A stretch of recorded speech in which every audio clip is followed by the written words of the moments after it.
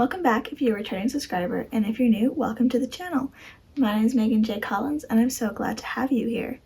Sorry to all my returning subscribers that this video is coming out on Tuesday instead of Monday. I just started school, and it's been a bit difficult balancing schoolwork, classes, homework, writing, and making YouTube videos.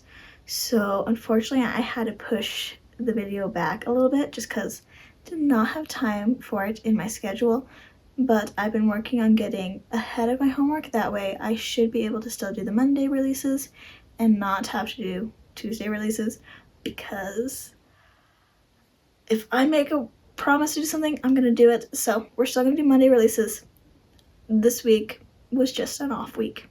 Anyways, if you like anything to do with writing, books, and reading, then this is your channel. You can always hit that subscribe button and that like button if you like this video. And if you have any ideas for content that you would like me to make involving books, writing, and editing, you can always put those down in the comments below. I read the comments and I always respond. Anyways, well, let's not have a very long intro. Let's get right into the video. Today I will be showing you how to figure out your character's motivation. That way, if you know the character's motivation, you can figure out why they're making the choice they do and why they think that the way that they think. Because if you can do those two, then you can make a character that truly feels like a person and whose decisions follow throughout the book. And that way they're a whole collective person throughout the story and they don't make a sudden big change that's out of character. Plus, if you do this, then it will make it feel like the character is writing their own story instead of them just going through the motions. There are 6 levels of motivation for your character's behavior, being fear, reward, respect for others, respect for yourself, duty, and love. Your characters not just have to have one motivation, they can in fact have more than one. For example, say your character's main motivations are duty and love, and they get into a situation where they have to pick between a duty or the person that they love. Automatically, you have major drama in your story, and since they are your character's core beliefs, that's going to make it even more difficult for them to decide what to do and add a whole plethora of stuff that you can talk about in your books. And if there's drama in the books, your readers will be more engaged and they will be more likely to read through the whole thing, which is what we want. That being said, I do not recommend picking more than 2 motivations for a character. The reason being is if you add more than 2, your characters start to get very complex.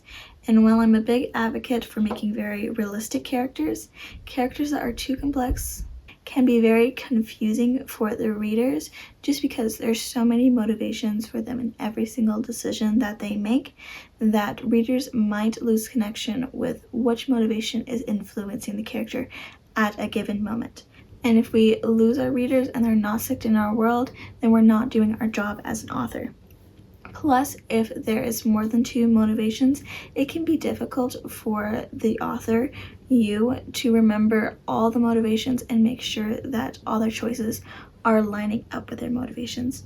So all in all, it just is much easier to only have 2 motivations. I do not recommend going more than 3. It gets very difficult and it's easier to make mistakes. I will be giving examples for each motivation, that way you can see an example of it playing out in a story. Just to make sure that nobody's getting like spoilers, I will put like a spoiler stamp down below, but I don't think I'll be really talking too much about the spoilers, just overall the mechanism behind a character's decisions, but just in case I will put those down. The first level is fear, typically fear of consequences, either for themselves or for someone that they know. A character that has this motivations will be constantly thinking of what could happen to them if they make this choice, if they go out of the norm, if they do what they're not supposed to do. An example for this one, if you guys have seen K-pop Demon Hunters, Jinhoo is a good representative for the motivation of fear. If you rewatch the movie, you'll see that basically all his decisions are done out of his fear of Gima? I'll put the name down here because I don't remember how to pronounce it, but out of the like king demon and stuff. Even when he's making choices with Rumi, he's still in the end is conquered by his fear, and so he doesn't pursue that until the very end. That being said, fear is not Jinwoo's only motivation, because throughout the movie and at the end, you learn that he has a second motivation, being his respect or love for Rumi, which in the end helps him conquer his fear and save the day. You will find that often, a lot of the times in books and movies, a very common pair of motivations is fear and love. It's everywhere, typically just because they are polar opposites, and so it creates a very nice drama whenever they are together, of fearing one thing but wanting another thing. So that one is very common. The next level of motivation is reward. What's in it for them? Characters that typically have this motivation will be thinking about how their decisions and their choices will affect them in the long run, affect themselves, their friends, everything that they care about. And because of that, typically anti-heroes will have this motivation because they'll be thinking about themselves instead of the heroes, the villains, or the overall betterment of society. It is about them and what they can get from the decisions they are making. An example of a character who has this as their motivation would be Felix from Miraculous Ladybug. If you notice throughout the TV show, all his decisions are through a what's in it for me mindset, with his decisions on taking things and basically exchanging things, and therefore also changing to be better and helping people. Sorry, I'm trying not to give spoilers if you haven't seen it. If you've seen it, you know what I mean by this. That being said, Felix does have two motivations, which would be the reward and love for his own kind and love for a certain someone. If you watch the show, you know. And because of these two motivations, it creates a very complex narrative where he has to slowly develop his what's in it for me being not as important for his love for his own kind and whatnot. The third motivation is respect for others, typically being friends or family, where your character will be motivated because of their respect for others to do anything to save them and anything to protect another person. This one can often be the hardest one to recognize for a character's motivation, because respect for others and love can be very tangled up and very difficult to notice. For that reason, I do not suggest, if you're going to have your character have two motivations, to have both their motivations be respect and love, because they are so similar and your readers will get confused on what their motivations are just because they just really entangle around each other.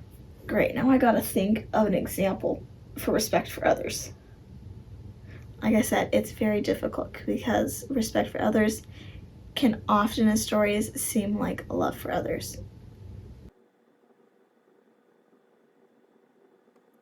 The best example I think I can think of for the respect for others motivation, please have in mind that I'm not the biggest Marvel, DC, or superhero fan, so I don't know everything, but from what I have seen and remember, I think the character Richard Grayson, Dick Grayson, the first Robin, all those titles, his character motivation seems to be respect for others, typically respect for Batman because of everything he did to help him, teach him, and mentor him. And the fourth motivation is respect for yourself.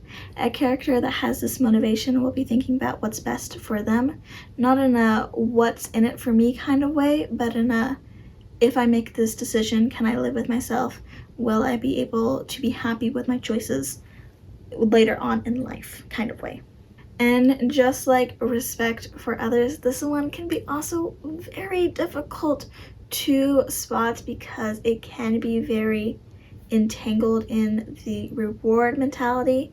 The big difference is the reward is thinking about what they're going to get, whereas the respect for yourself is thinking about if you are happy with the choices you make and do they follow your own values and whatnot. This one's probably one of the most difficult ones to write just because, at least often, maybe it's just my stories or the ones I watch and read and stuff, but most stories that I see are characters doing something for someone else, not typically doing it just for themselves, not in like an evil kind of way. And with that being said, I now have to think of an example of a character doing this. I think the best example for respect for yourself with a character I can think of is probably Kevin from Up. Wait, no, his name's not Kevin. Kevin's the bird, isn't it? What's the little kid? Russell. There we go. Please keep in mind I haven't seen the movie in like probably 10 years. But from what I remember, the reason why Russell, the kid is Russell, why Russell is going to the old man's house is because he wants to get his badge because he's in the Boy Scouts. And because of that, throughout the movie, he's making all his choices about getting those badges because he wants to better himself, not as a reward, like I want to get this.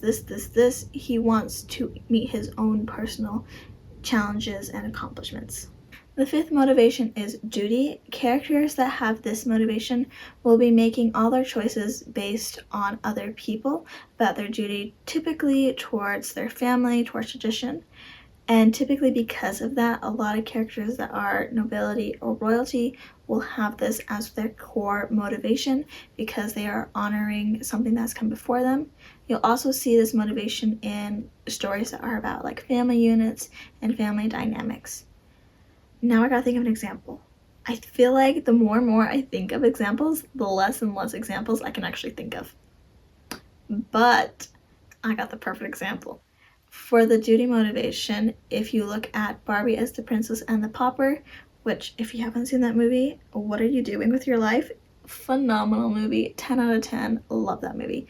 The book Mark Twain, Prince and the Pauper also follows this, but we're just gonna look at Princess and the Pauper because why not? Anyways, in the movie, Annalise, the princess, the whole time when she's making her decisions, she's basing them off of duty. She also has the motivation of love, but duty always triumphs over love in her perspective. So every decision she makes, duty is at the forefront. Thankfully, by the end, she's able to kind of blend the two. So that's good. We love a good happy ending. If you listen to the song Free that Annalise and Erica sing, you will be able to see point blank how the motivation duty reflects in a character and the choices that they make. The sixth and last motivation is love. I know throughout this entire video you've heard me mention it probably the most out of all of them, and the reason for that is it is definitely the most popular and easiest one to write. And just because it's popular and easy does not mean that you should be like, oh, why should I do love? Because everybody does it and I want to be different. No, there's a reason why it's popular. It is great because it can pair with almost any of the other motivations besides respect for others nicely and create a very big difference from the beginning of the book to the end with how your character has changed. So don't skirt on love because it can be a very powerful thing in writing. With that being said, characters that have the love motivation will be thinking about love for themselves, others, gods, things, objects, anything about themselves, and it's not in a like, I deserve this, I respect this, I fear this. It is in a, I love this, I want to cherish this, I want to value this. Everything like that. An example of this is honestly majority of Disney movies, but the main one that I can think of is Beauty and the Beast. In the movie Beauty and the Beast by Disney, Belle does everything, at least at the beginning of the movie, out of her love for her father. She gives up her life. She is living with the Beast relatively decently because of the love of her father. She doesn't want to run away and accidentally have the Beast kidnap him again. But by the end, that love for her father also grows to where she has a love for the Beast, and because of her love, he's safe, they have a happy ending. All in all, it's a great movie, and love conquers everything. So great. That is an example for the motivation of love. And there you guys go. Now you know the 6 motivations for writing a characters whose thoughts, actions, and desires all line up together and create a whole character that makes sense through the beginning through the end. Now all you have to do is figure out which motivations fit with your characters and making sure their choices line up with those motivations. If you liked this video, you can always subscribe. I post a lot of videos about writing, reading, and anything books, so if you like that, this is your place. You can also leave a like and a comment, and with that being said, I'll see you in the next one.